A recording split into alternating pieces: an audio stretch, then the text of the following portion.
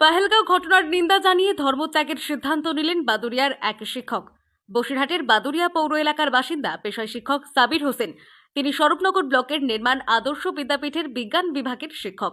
বৃহস্পতিবার বিকাল থেকে বিভিন্ন সামাজিক মাধ্যমে ভাইরাল হওয়া ভিডিওতে দেখা যায় সাবির হোসেন নামক ওই শিক্ষক একটি ভিডিও বার্তা দিয়েছেন, যেখানে তিনি বলছেন, পাহেলগাঁও ঘটনার প্রতিবাদ জানিয়ে আমি আমার ইসলাম ধর্ম ত্যাগ করছি।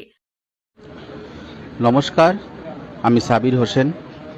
পেহেলগাঁওয়ে ঘটে যাওয়া বর্বরোচিত জঙ্গি হামলার প্রতিবাদে আজ আমি ইসলাম ধর্ম ত্যাগ করছি এবং আমি মনে করি এরকম বর্বরোচিত ঘটনার প্রতিবাদে সকল মুসলিম সমাজের মানুষের এগিয়ে আসা উচিত।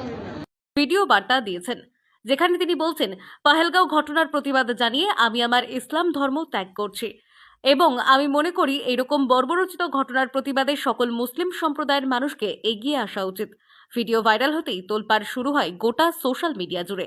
তিনি সংবাদ মাধ্যমকে বলেন, আমি সাবির হোসেন আবারও এই ঘটনার তীব্র প্রতিবাদ জানাই এবং এই ঘটনায় যারা দোষী তাদের চরম শাস্তি কামনা করি আর নিহতদের প্রতি এবং তাদের পরিবারের প্রতি আমার সমবেদনা জানাই। ধন্যবাদ, নমস্কার।